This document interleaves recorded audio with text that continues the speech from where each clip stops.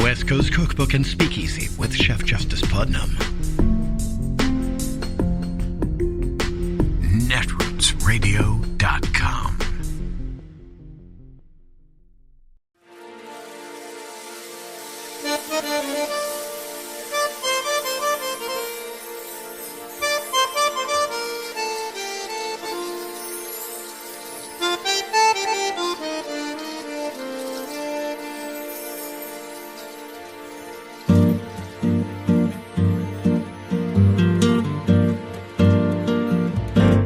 Je voudrais du soleil vert, des dentelles et des théières, des photos de bord de mer, dans mon jardin d'hiver.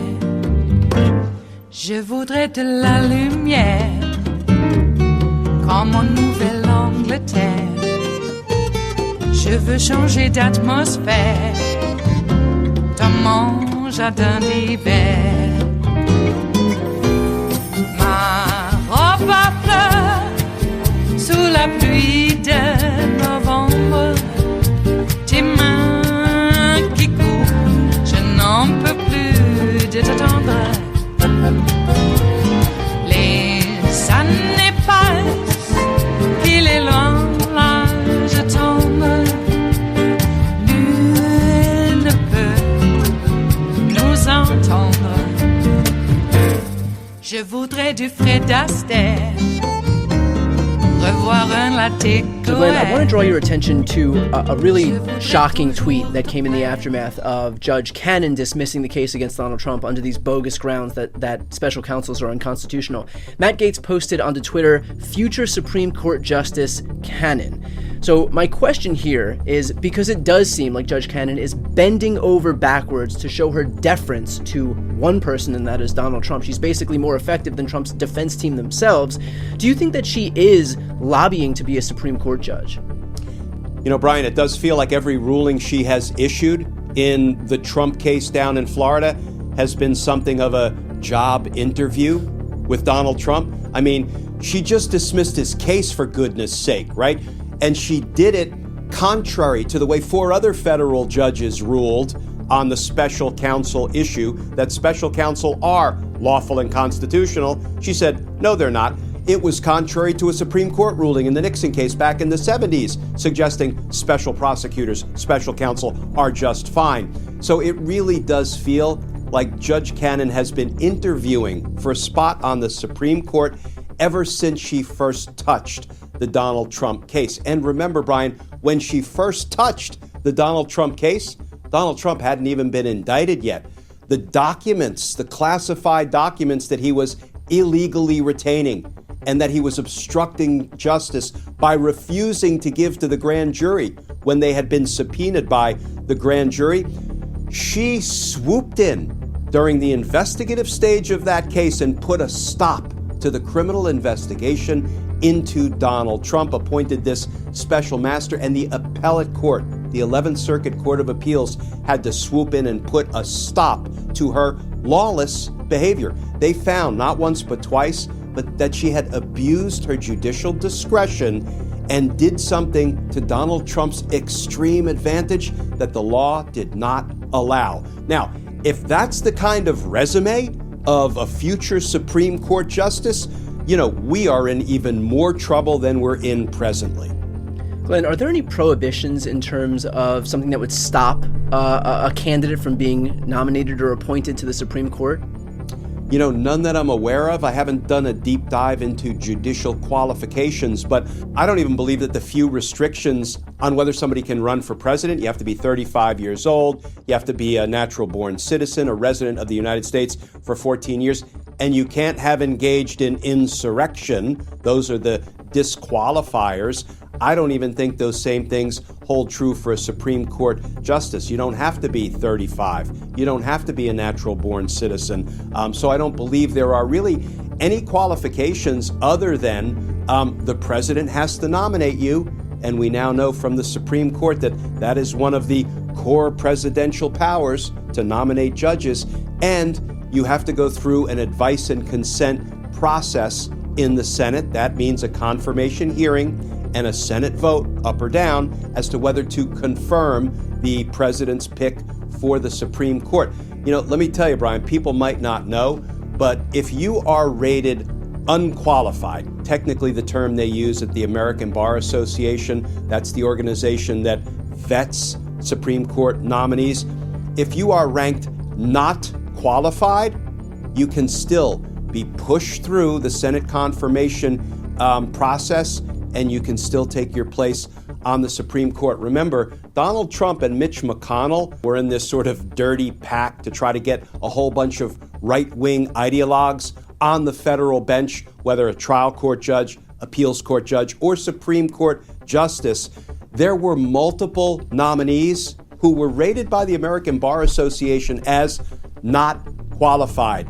That didn't matter to Donald Trump and Mitch McConnell. They crammed those nominees down the throats of the American people and got them onto various federal benches, both trial court and appeals courts around the country. And, it makes pretty clear what their real agenda was: get radical right-wing ideologues into every nook and cranny of the federal judiciary so they could kind of do Donald Trump's dirty bidding in the future. Glenn, we already discussed the fact that Judge Kennan, by handing down this dismissal, issued a ruling that flies in the face of years of precedent, this idea that suddenly special counsels are unconstitutional.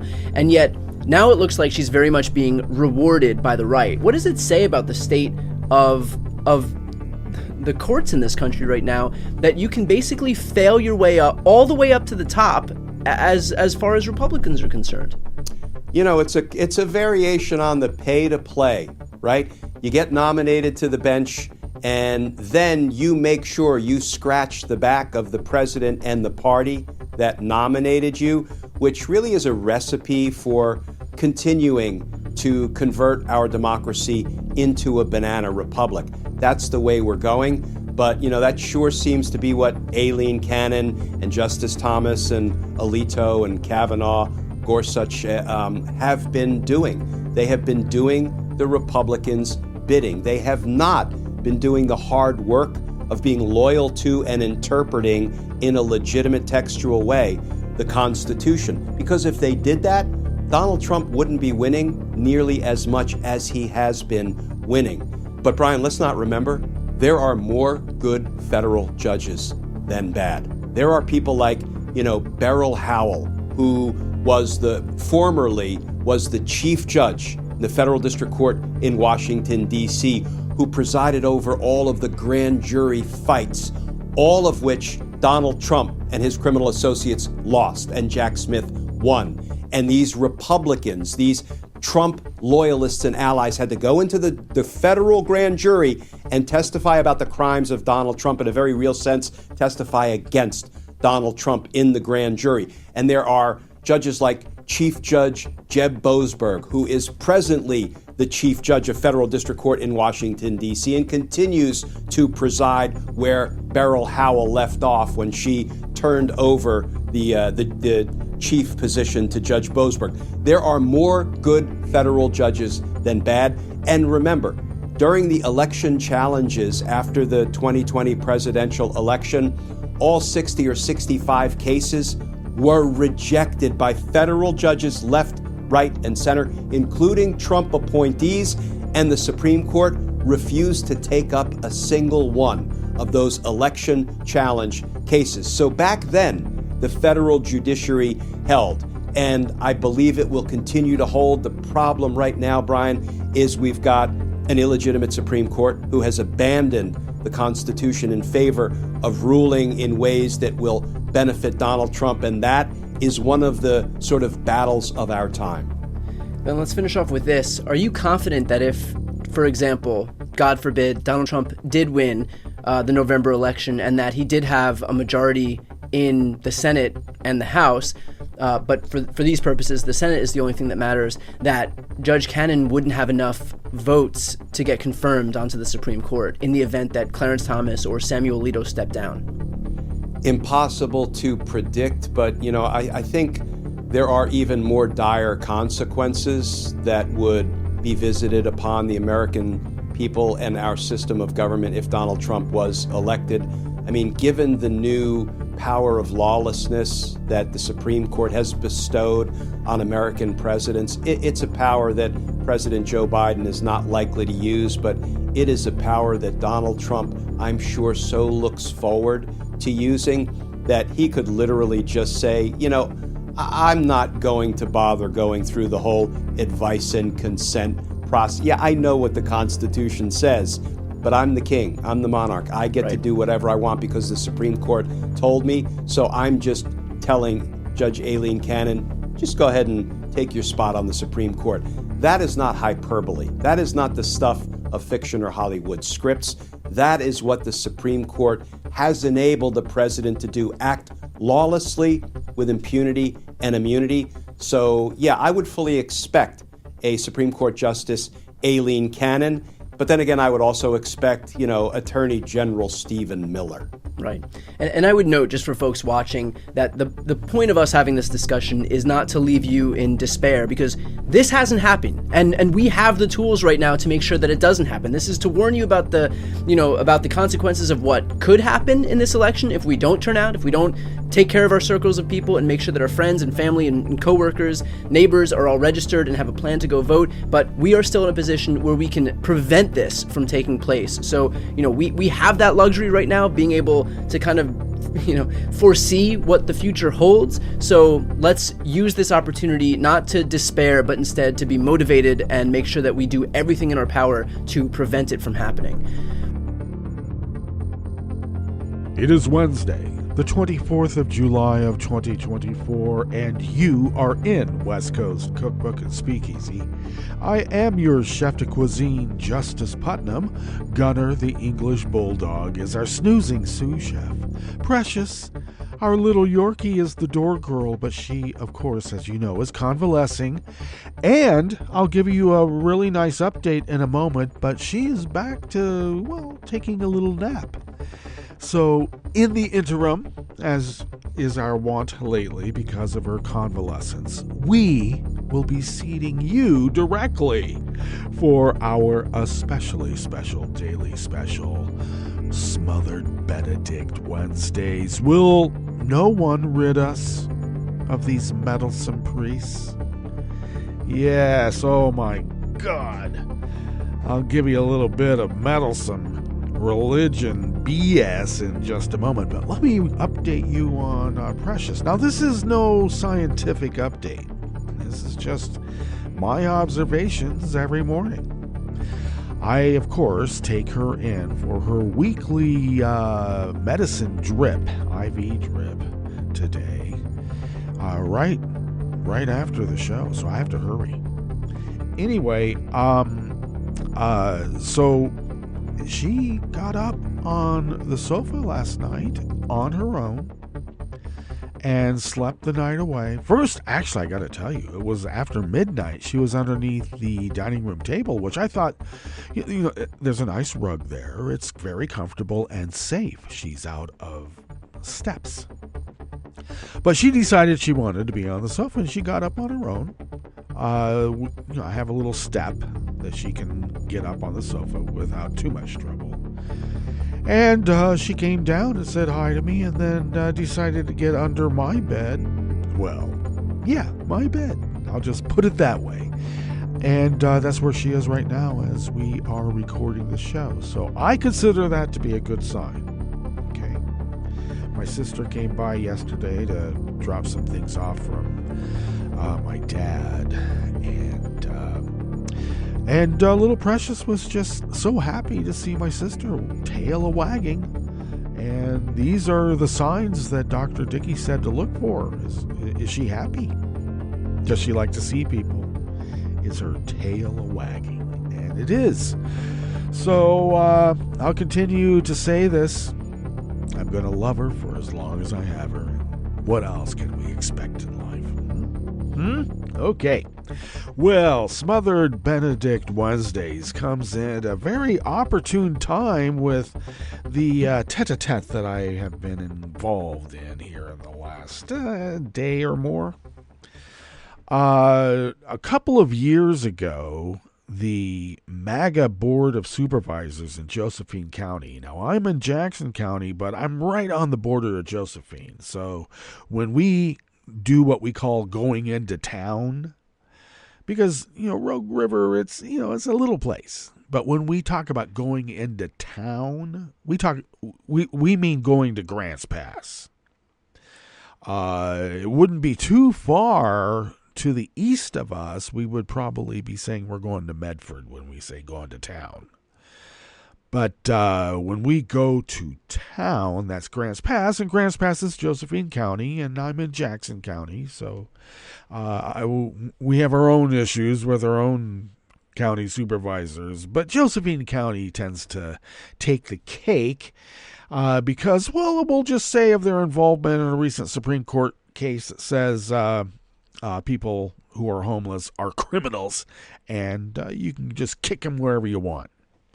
So it's a crime to fall asleep, and I understand, there's a lot of drug use and, yada, yada, yeah, but the same people are whining about we have to have the right to be able to make people's lives as miserable as possible, are also the ones actively making sure their lives are miserable as possible so they can make their lives even more miserable.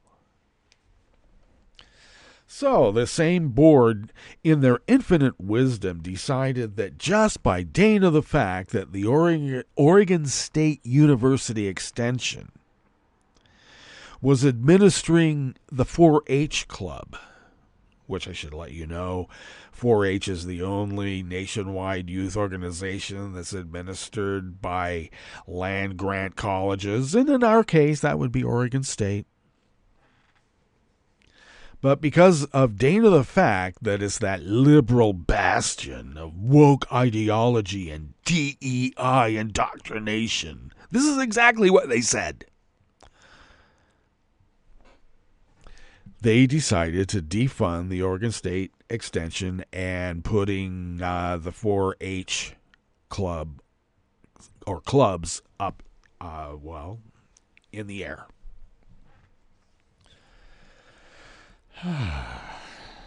So, because of that, Oregon State Extension had to start pulling their stuff out. Well, the fair's starting to happen.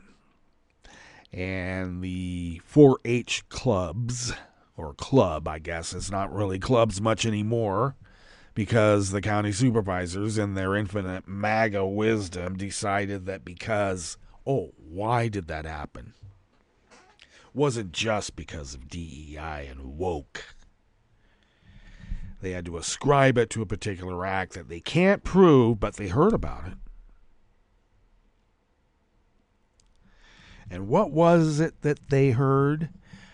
That there's a group, a 4-H group called, I can't even think of their names right now. It's something like Spiritual Farmers or something like that. Some weird thing. And one of the kids was told that he had to turn his T-shirt inside out because I guess there was a cross, right? It's something, whatever.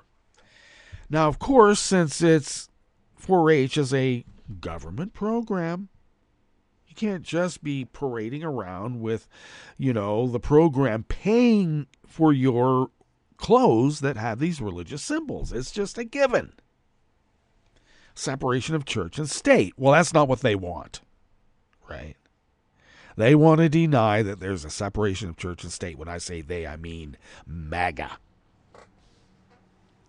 So the MAGA board, and I should also say that this isn't me making a derisive term about this particular 3-member panel of supervisors who are very virulently right-wing. Let's be clear about this. Who revel in their MAGA. They are not shy about it. They call themselves that. They use all of... I don't know. They got to be getting some sort of ALEC legislation, memes, at political campaigning in a box, because they get the rhetoric and the terminology very quickly, if not like instantaneously, like everybody else does in that, I don't know, party. So when I say the MAGA board, it's because that's what they call themselves. They revel in it. They are not shy about it. They are pointing the fingers in the chest and calling liberals basically baby eaters. Basically. We're going to starve you, of money. Hit them where it hurts. Okay, yeah, I gotcha. We gotcha. So anyway, they couldn't prove that any of that happened. There was an inquiry, and they asked all of their people, and the only thing that had come up was that the actual leaders of the 4-H and Oregon Extension told their, generally all their people, just reminding them that 4-H funds cannot be used to buy clothes or religious symbols. You can wear your own cross that you carry from home. You can have your little, pendant or whatever. You just can't use 4-H funds to buy that. Okay, so your freedom of speech is not being infringed upon. Your freedom of religion is not being infringed upon. You just cannot use 4-H funds to buy the club T-shirts with a cross and whatever other thing that they want. Okay? But that was a bridge too far for the MAGA board, and so they defunded the Oregon State Extension, and so the Oregon State Extension was told to get out. And so they did. And they started taking their equipment away. Oh, but with the fair coming up, you're going to take the pig pens? Well, the pig pens are the Oregon State Extensions and the National 4-H Club. That's their property. Well, of course, so many people are ignorant about what has happened. They think that Oregon State Extension has decided on their infinite wisdom to defund 4-H, and in a peak of anger or whatever, take the pig pens so that they can make the kids feel bad right at the time that the fair is going to start. Which is exactly not what happened. So, of course, anybody who wants to set the record straight is considered to be, a baby-eating commie liberal. Just don't call us MAGA. That's what they're trying to get me, or that's what they're purporting now. You just have MAGA on the brain. That's not MAGA. The board isn't MAGA. And I'm all, what the hell? You drive by RNC headquarters where in Grants Pass, that's in the same building as these weird Nazi type parties. And it says, "Make America Great Again." Give me a break. So I got that going for me, which is nice. So, meddlesome priests. I'm just going to keep reminding folks that for now, until Project 2025 becomes law, and that they don't like that either. They don't want you mentioning that. They're trying to say that's like some sort of weird conspiracy. Oh, yeah. I'll tell you a conspiracy. When am I going to get the Soros money you guys keep saying that I'm owed? I would like it. I need it. Well, let's put it this way. I could put it to good use, because there'd be a lot of it. So, talk about conspiracies, okay? Give me a break. They are just gaslighting mofos. Oh, what else was I?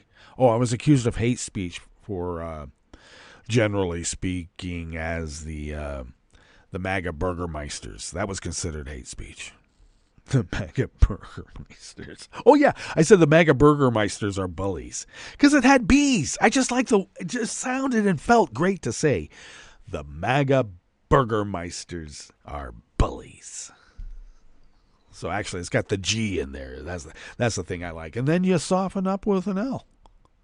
It's like a song. Okay? MAGA Burgermeisters are bullies. And that was called hate speech. I'm like, no, it's not. It's really cool speech. Can't you feel how it just rolls off the tongue? It sings. They don't like that at all. So now because it's just a few, are now in the typical, once they start calling you an old man, oh, you need to take your blood pressure meds. You know, if you're a good boy, you can have some ice cream. Oh, yeah. Okay, pal. You'll find out soon enough. Except what I'm experiencing in terms of ageism is just the systemic bigotry that apparently people need to have so that they feel they have some place in the world. Oh, without my bigotry, I'm nothing. You're damn right you're nothing. How about equality? We're all nothing, pal. Jeez, get a clue. Anyway, people always resort at the last. If nothing else works, it's the ageist bullshit. But what I'm experiencing is systemic, is not karma. Okay? Because I got to tell you, I accepted at a very early age that in industrialized societies like ours, we tend to throw our old people away. And that was wrong. But if vast amounts of people who don't care about throwing old people away, there's a lot of them and we got to take care of them. And not all of us can. So why don't all of us do it? Not everybody is able to do it on their own. And small groups of conglomerates isn't enough. How about if all of us do it? Okay? Spread it around. That's what government does. But apparently government is evil, so we have to throw our old people into the trash heap. Yeah. Well, I wasn't raised like that. And in fact, we were activists in making sure that old people were taken care of. From the most basic level of volunteering in convalescent hospitals or ERs or what have you. Volunteering as attendants, taking people their food when we were in high school, etc., etc., etc. Because we were taught to honor our elderly. In the supposed purity of agrarian society, the elderly are considered to be benefits. But here in the big bad city, there are liabilities. Throw them away. So it's just really odd when I have to hear about the purity of rural life as embodied in the 4-H club that has been defunded essentially because they're being used as pawns in a culture war by MAGA.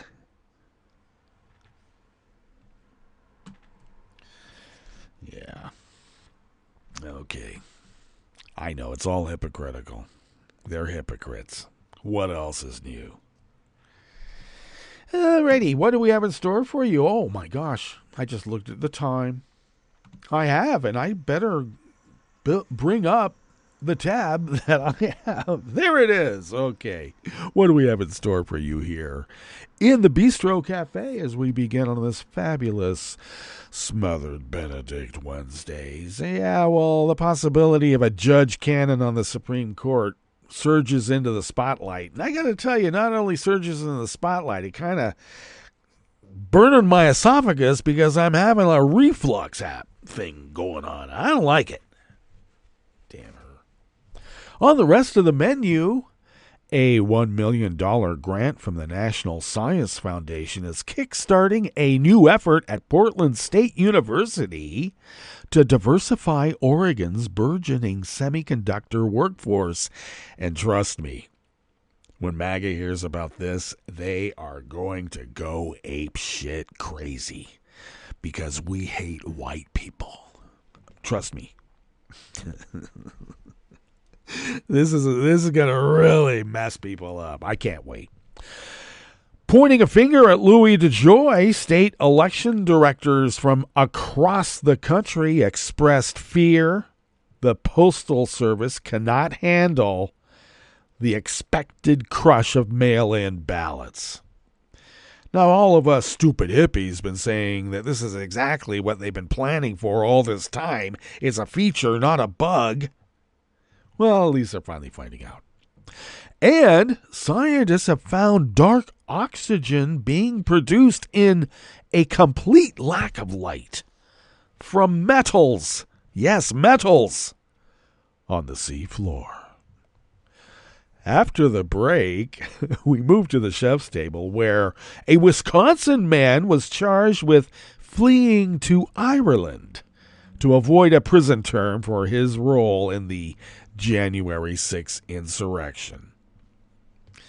And Germany's governing coalition and the conservative opposition presented a plan to protect the country's highest court against future manipulation or obstruction by extremist or authoritarian politicians.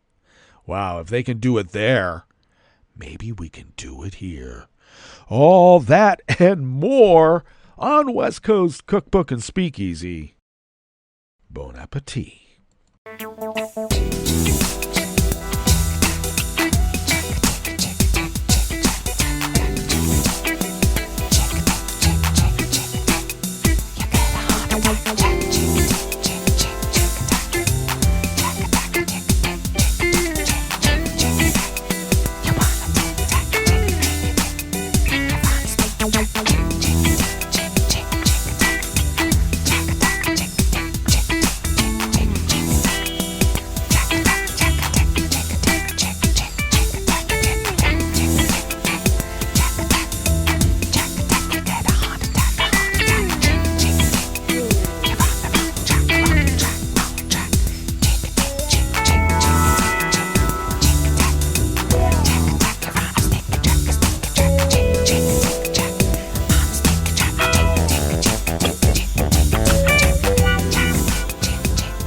Tiffany Cami at Oregon Public Broadcasting brings us this first offering here in the Bistro Cafe of West Coast Cookbook and Speakeasy, because we're going to forego the usuals like we've usually been doing, because, hey, when you're burning up time, you only have so much time. Alrighty. Well, a $1 million grant from the National Science Foundation is kickstarting a new effort at Portland State University to diversify Oregon's burgeoning semiconductor workforce. PSU's Diverse Internships for Semiconductor Careers Program, or DISC, aims to get more, and this is where people are going to be really mad in sundown town, Southern Oregon, and other really white rural areas. They want to get more Black, Indigenous, and other people of color, as well as women and people from other marginalized communities into well-paying semiconductor-related jobs, and that means a white guy's not going to get it. The program offers PSU students in math or chemistry tracks a paid internship in the semiconductor industry, mentorship, and a slate of other services like career advising workshops and networking opportunities. Actually, if these guys can't get in, but wish they can't, because none of them know anything about math or chemistry anyway, they're just going to get rid of those classes so that other people can't either, make them feel better. PSU chemistry professor Andrea Goforth is leading the DISC program along with two other colleagues. Goforth said many of her students have been yearning for hands-on experiences outside the classroom that connect their education with careers, and that's what internships are supposed to do. DISC students will be paired with a local tech company to get that on-the-job experience through a 9-month internship. Some of Oregon's biggest players in the semiconductor industry have already signed on to host internships, including Intel and Siemens EDA. They'll be accused of being woke with DEI. Oh, horrors. Just in time for Halloween, too. The $1 million grant from the NSF will fund the program for 3 years. Goforth is hoping that by the time the money from the grant runs out, the DISC program will have laid a strong enough foundation for partners in the semiconductor industry to step up and help sustain it.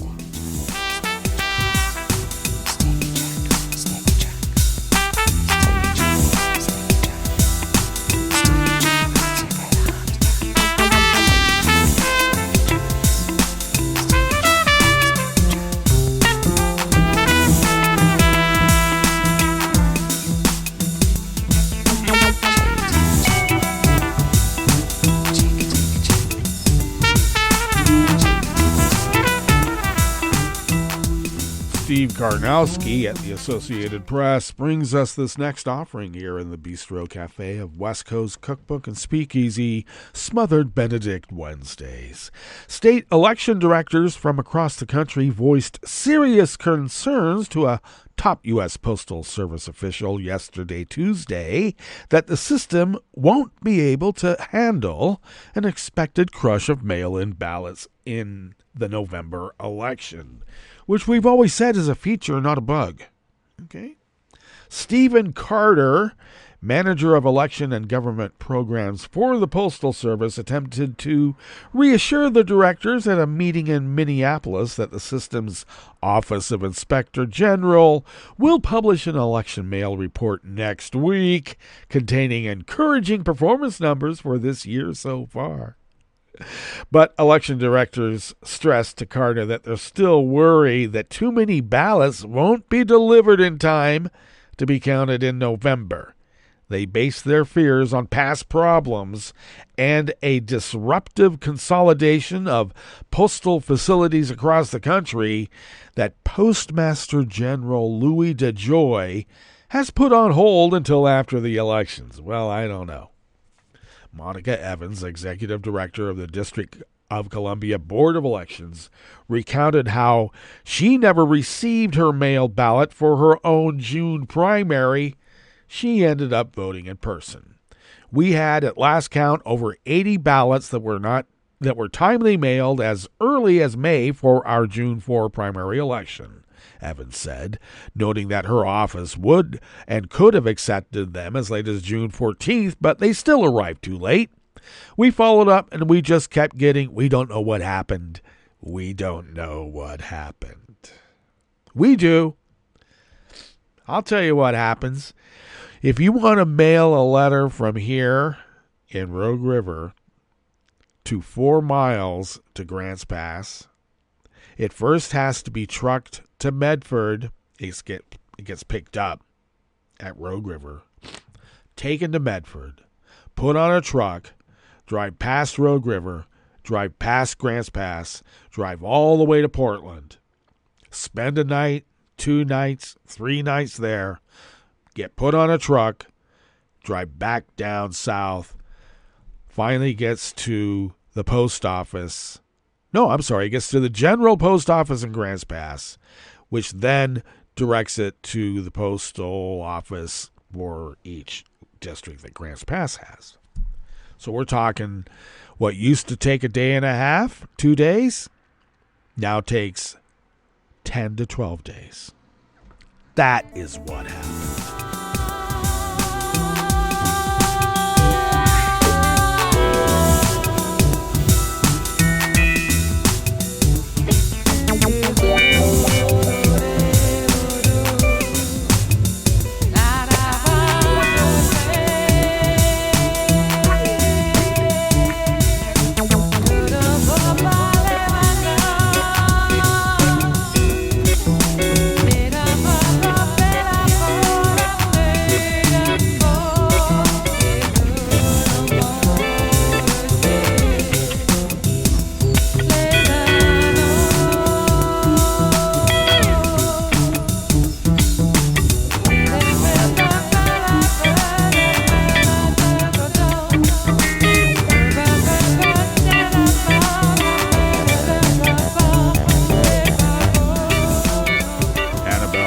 At the Washington Post brings us this final offering here in the Bistro Cafe of West Coast Cookbook and Speakeasy. Scientists have found evidence that metals naturally occurring on the ocean floor may be able to produce oxygen. A potential game changer, they say, could change our understanding of the origins of life on Earth. The researchers, whose study was published on Monday in the journal Nature Geoscience, found that through a newly discovered process, masses made of minerals such as manganese and iron, often used to make batteries, can produce oxygen even in complete darkness. Now, of course, as we know, organisms normally need light to produce oxygen through the process known as photosynthesis, but researchers believe electrochemical activity produced by these masses, called polymetallic nodules, can extract oxygen from the water. The masses formed over millions of years and can be about the size of a potato. Millions of years to make a potato. Keep that in mind. Bo Barker Jorgensen, a marine biogeochemistry expert who was not involved in the research but peer-reviewed the study, said in an interview that it was a very unusual finding. The findings could have implications for the deep-sea mining industry, whose players have sought to be allowed to explore the depths of the ocean and retrieve minerals like those that make up polymetallic nodules. Such minerals are seen as crucial for the green energy transition.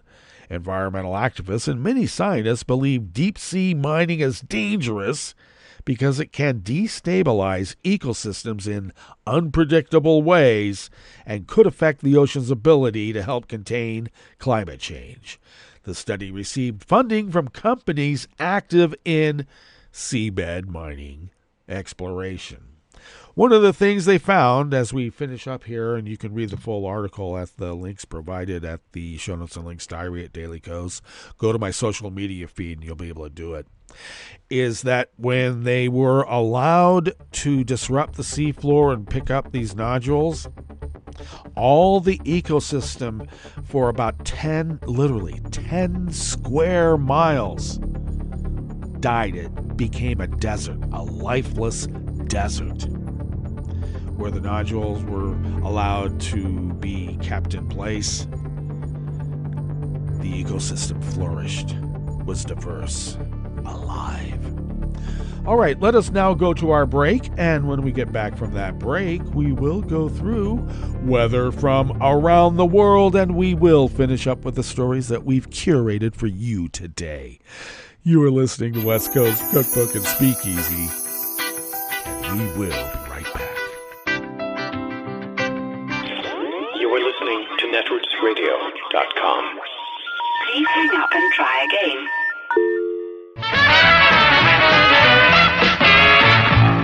From a point at sea to the circles of your mind, a new force is at work for planetary transformation. New radio for a new Earth.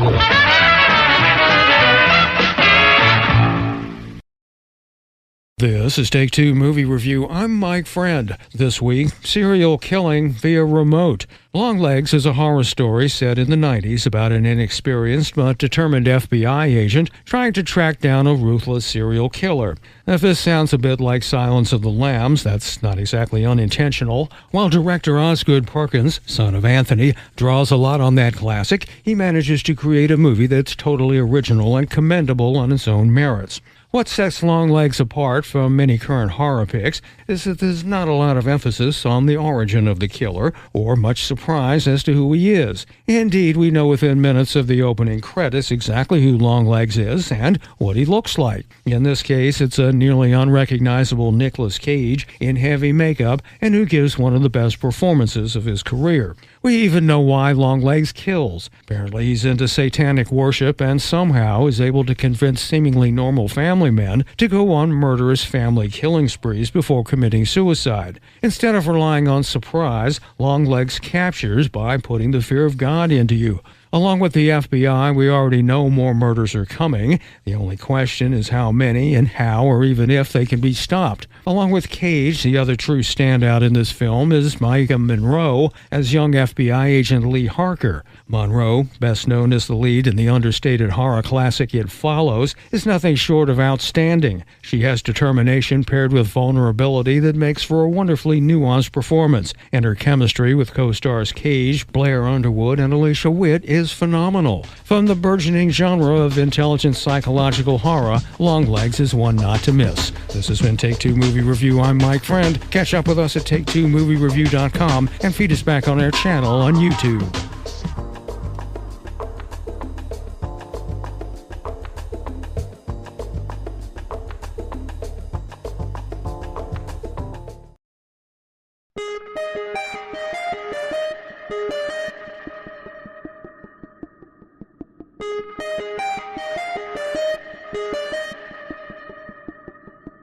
Hi, I'm Tom Hartman, and since you're listening to netrootsradio.com, show your progressive side and go to the donate button on the bottom of the homepage. It's progressives like you who power Netroots Radio and keep the progressive message beaming everywhere 24 hours a day.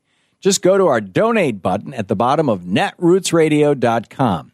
Thank you for keeping progressive radio at full power.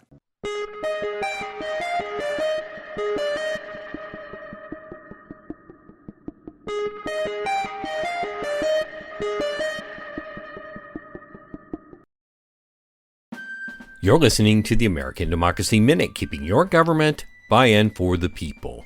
President Joe Biden withdrew July 21st as the presumptive Democratic presidential nominee and endorsed Vice President Kamala Harris. What's next in the process, and how does that process work? It's important to note that the political parties make their own nomination rules, and although the situation is rare, bylaws for both parties provide for candidates who can't or choose not to remain a nominee.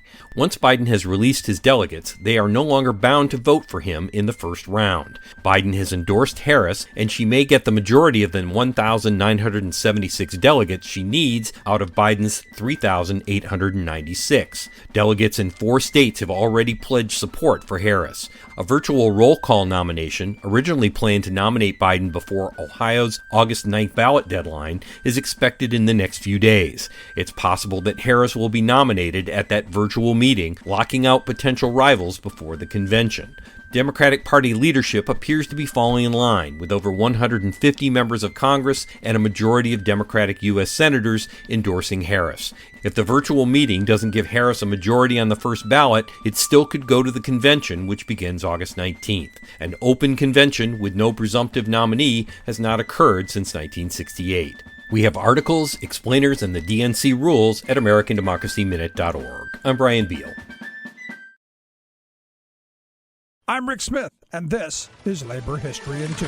On this day in labor history, the year was 1877. That was the day Louisville sewer workers walked off the job. The Daily American reported that hundreds of black sewermen stopped work and began marching through the streets armed with picks and shovels. They went from one sewer construction site to the next, calling workers out to strike for higher wages. The Great Railroad Strike of 1877 had clearly impacted workers in mid-southern cities like Memphis, Nashville, and Louisville. Historian Stephen J. Hoffman observes these workers were able to capitalize on strike threats to advance their demands. Railroad bosses for the Louisville, Nashville, and Great Southern had rescinded pay cuts for mechanics and engineers, but they had not raised wages for the lowest paid laborers. Those laborers joined sewer workers in their march through the city. By nightfall, the mass of the integrated strikers marched to the L&N depot, clashing with police. Some broke off to march to the Short Line depot, smashing windows of the mayor's house on the way. Though the crowd was largely dispersed by early morning, Louisville was now in the midst of a general strike. Hoffman describes the scene. Workers at the metal shops and foundries downtown struck for higher wages. There were reports of strikes at the Kentucky Lead and Oil Works, all the downtown furniture factories, woolen mills, horse collar makers, and tobacco factories, as well as by many of the city's coopers, brick makers, and African-American levee workers. Many of the demands of these workers, which tended to focus on wages and hours, were met and they returned to work quickly. Though southern cities avoided railroad strikes for the most part, they could not evade the Great Strike's impact on other sectors of the workforce. Labor History in 2 brought to you by the Illinois Labor History Society and The Rick Smith Show. For more information, go to laborhistoryin2.com.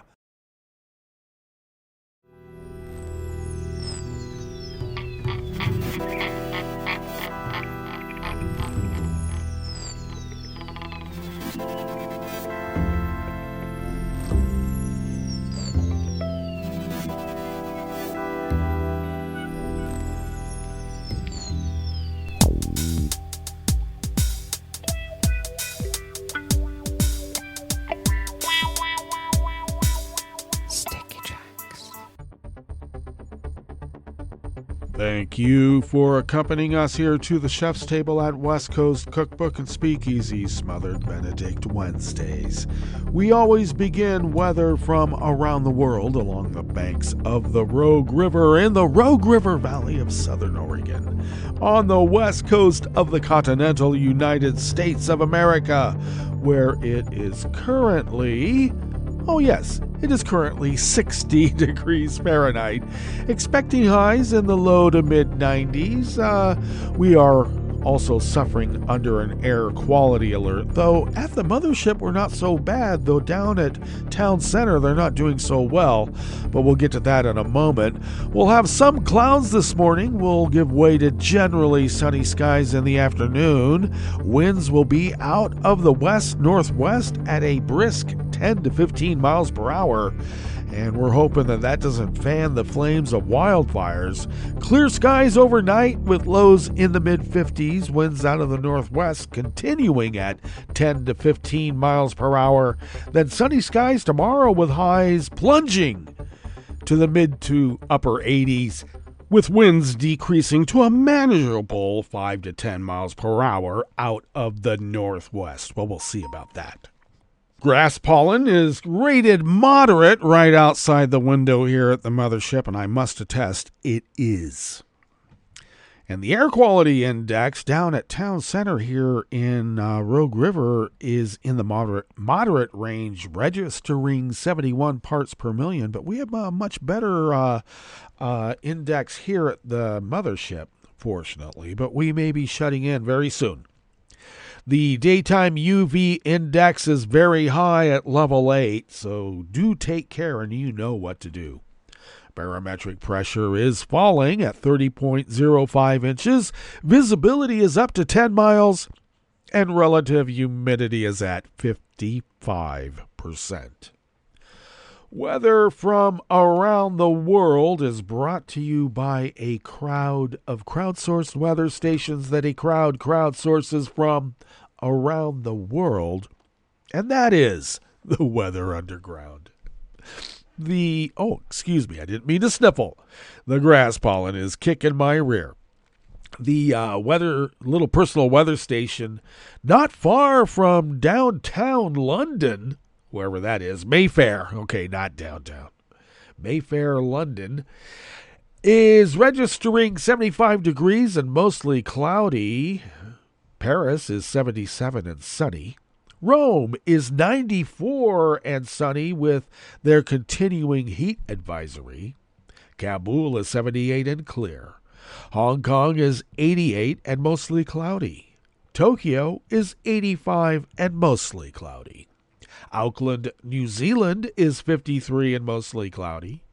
San Francisco, California is 64 degrees and sunny. Chicago, Illinois is 72 and cloudy. And New York is 76 degrees Fahrenheit with dense fog. And that is weather from around the world, brought to you by a crowd of crowdsourced weather stations that a crowd crowdsources from around the world.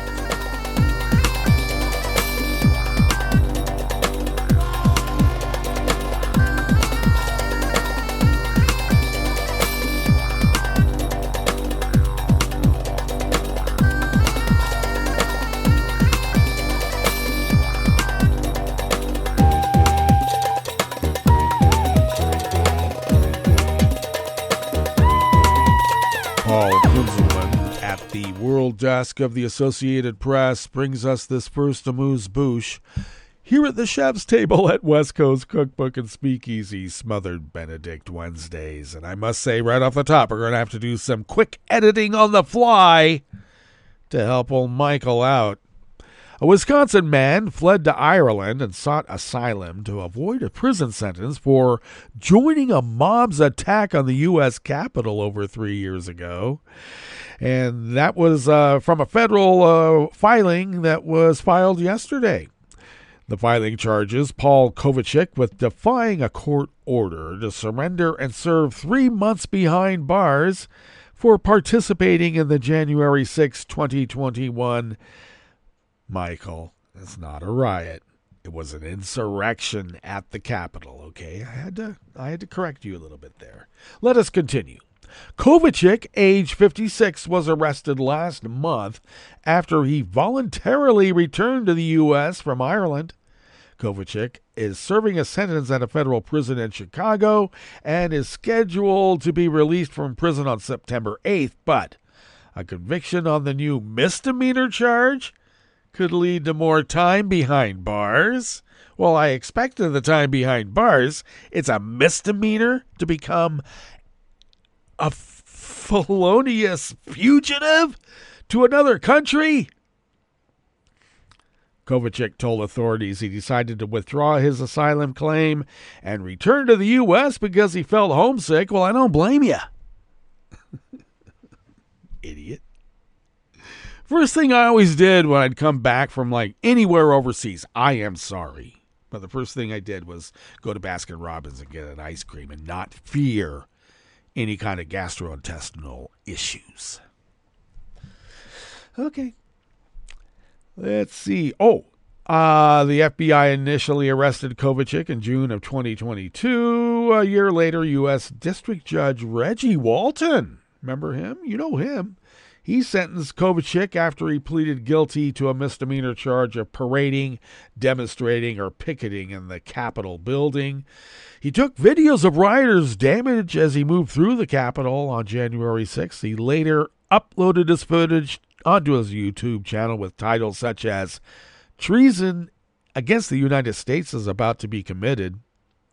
They said, the prosecutors, Kovacic's criminal record included 24 prior convictions. Misdemeanor charge for being a felonious fugitive overseas.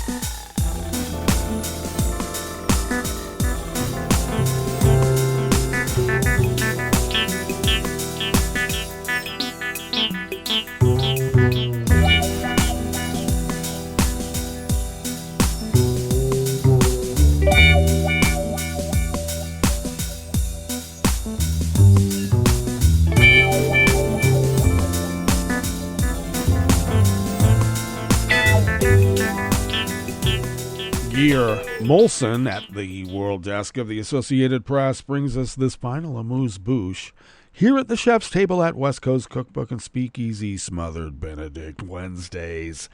Germany's governing coalition and the conservative opposition presented a plan to protect the country's highest court against future manipulation or obstruction by extremist or authoritarian politicians.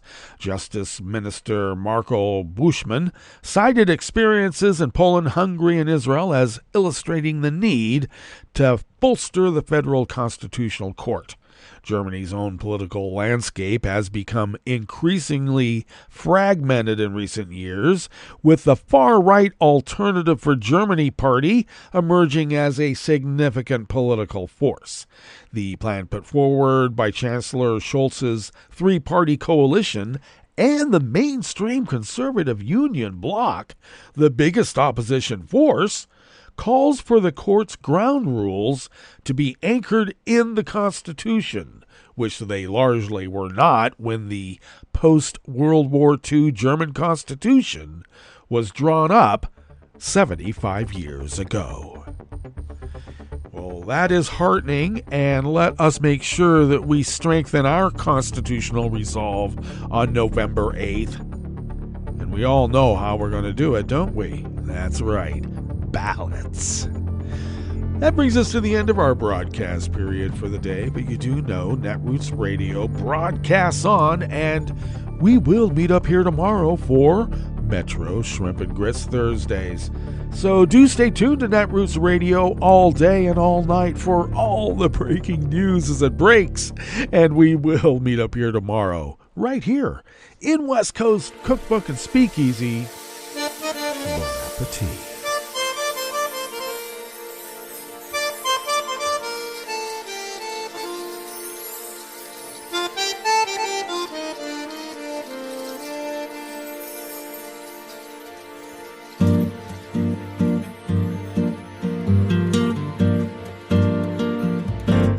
Je voudrais du soleil vert, des dentelles et des théières, des photos de bord de mer, dans mon jardin d'hiver. Je voudrais de la lumière, comme en Nouvelle-Angleterre. Je veux changer d'atmosphère, dans mon jardin d'hiver. À fleurs, sous la pluie de novembre, tes mains qui courent, je n'en peux plus de t'attendre. Les années passent, qu'il est loin, là je tombe. Nul ne peut nous entendre. Je voudrais du Fred Astaire, revoir un latte Goer. Je voudrais toujours te plaire dans mon jardin d'hiver. Je veux déjeuner par terre, comme au long de golfe clair, t'embrasser les yeux ouverts dans mon jardin d'hiver.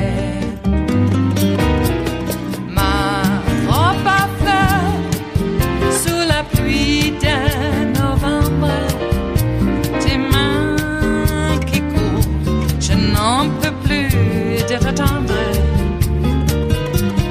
Les années passent, il est loin, là je tombe. Nul ne peut nous entendre. Ba-da-da-dum-di-da-dum. Ba-da-da-dum-di-da-dum. Ba-da-da-dum-di-da-dum. Dans mon jardin d'hiver. Ba-da-da-dum-di-da-dum. Ba-da-da-dum-di-da-dum.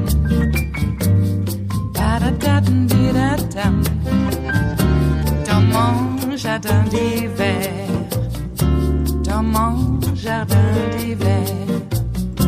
Dans mon jardin d'hiver.